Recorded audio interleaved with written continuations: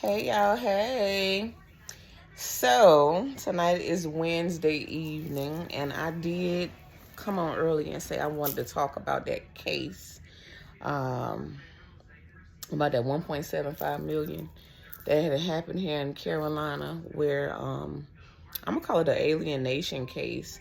It's similar to like the Fantasia case, Let me put my little glasses on. But the young lady name was Brene. I think she was the one that's got to pay that money. And she's like famous on TikTok. And she was talking about she ain't gonna pay nothing. And the young lady that actually won was Akira. She was the married woman. And she was the one that was under distress and had the mental breakdown, basically. I believe that's how she actually won. The case was based on the fact that she was caused harm. The other young lady was kind of picking at her.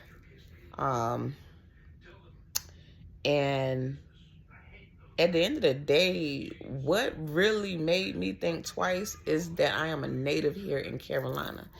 And I know for a fact at one point in time, all people were doing was promoting, the side chick, side dude, unfaithfulness, cheating.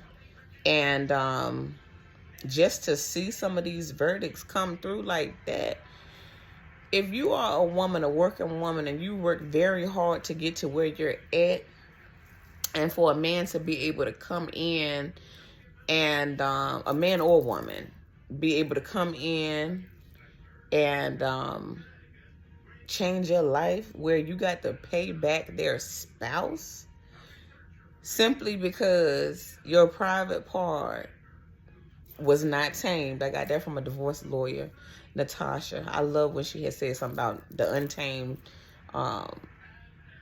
vagina or penis. But anywho,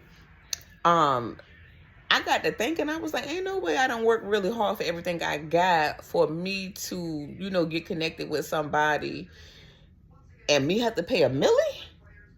So I say that to say this. We have to be careful in this day and time with the people that we meet, the people that we, let our guard down with. We let them inside our homes. We let them into our body, and let them into our body is very disastrous. That's the worst thing that we could possibly do.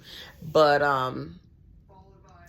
sex has been promoted so much where it's a lot of people that's actually promiscuous, and they don't know that it's not really a good thing to be that way, because we're inviting all types of demons and demonic spirits into our presence. And just to see that case with that young lady, she won because, again, it was her husband that was stolen. And as I was looking on TikTok, I was seeing the young lady, Brene. She was kind of picky for, the things that she was playing on her page, like, I got your man, nana boo boo, what you gonna do about it, I want to add this part. It's some women and men out here that don't even know that they are third parties. They don't even know that they're side chicks. So, I think it's important, if you are married and you have a spouse, it's time to be real with other people. Tell the truth, because this situation could happen to a number of other people. Every day we're seeing crimes of passion happen. It's not good. It's not funny. It's time for us to stop playing with people's feelings. And if somebody is taken, just leave them where they're at. And I really want to reflect on this topic because myself, and I personally have met several married men, several married women and men. And for some of these people to be out here like they single, living a single life, it's sad. It's sad. And it's time for change, because the same people that we hurt today could change our life tomorrow. And you never know who you might need in the future.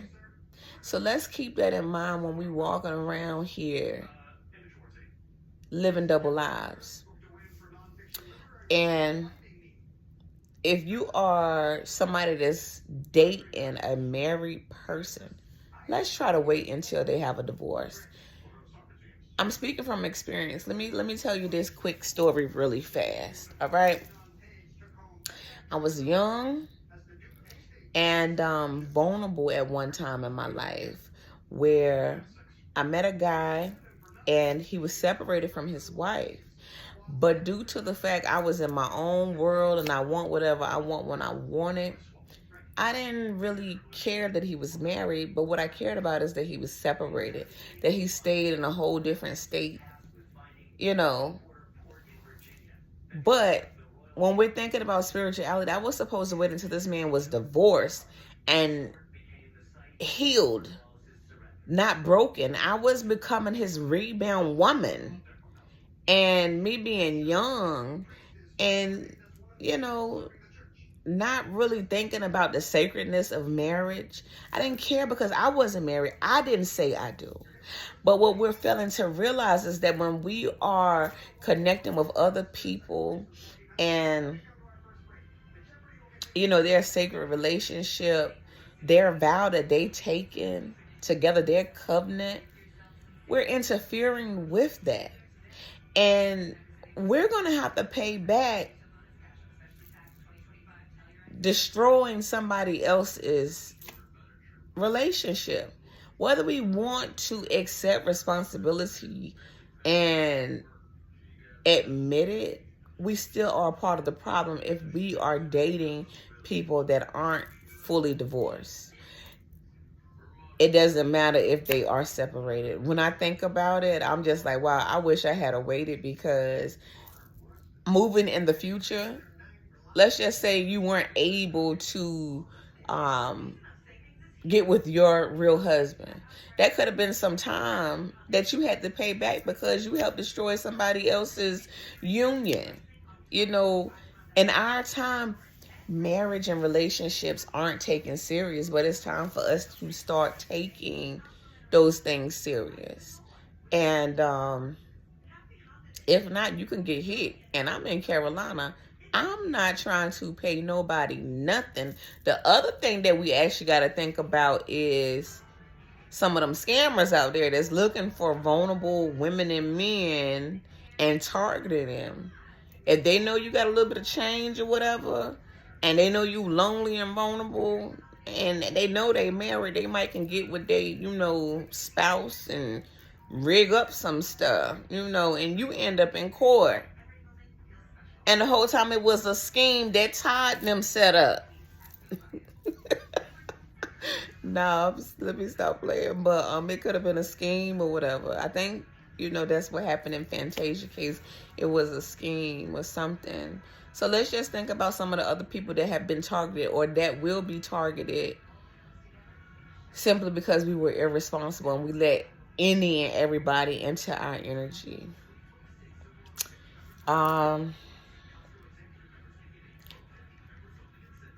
As I think about it, and as I looked at that young lady and I seen her attitude was nasty. Nasty. I didn't see or hear her apologize for any of the pain that she caused.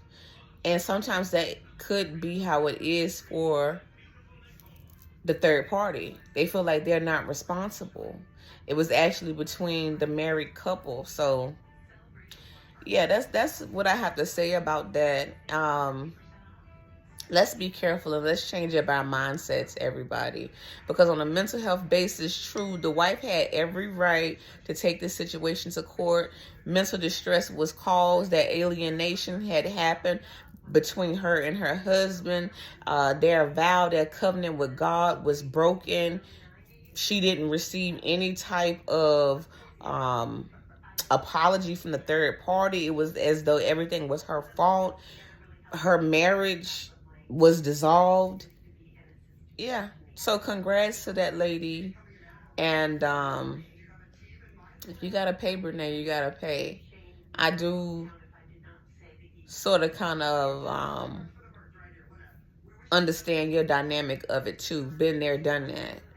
And as we live and learn, we're gonna learn at this point of our life, the level of fame can either be good or it could either be bad. And I think that is something that had a lot to do with it also, is that she was famous on TikTok. And just that level of embarrassment for the other young lady, Akira, is what the judge and everybody was looking at also. And if she actually had some type of nervous breakdown and went in for mental health help, those are all things that were taken into consideration. And when we think about the spiritual law of the matter, somebody will have to pay, because that's a broken covenant between that husband and that wife. And I don't know if they tried to go to counseling, mental health counseling, pastoral counseling, spiritual counseling, whatever it was, it still wasn't enough for them to mend the broken pieces of their relationship and for their marriage to be saved.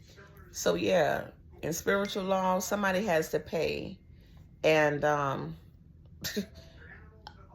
earthly law, it cost $1.75 million.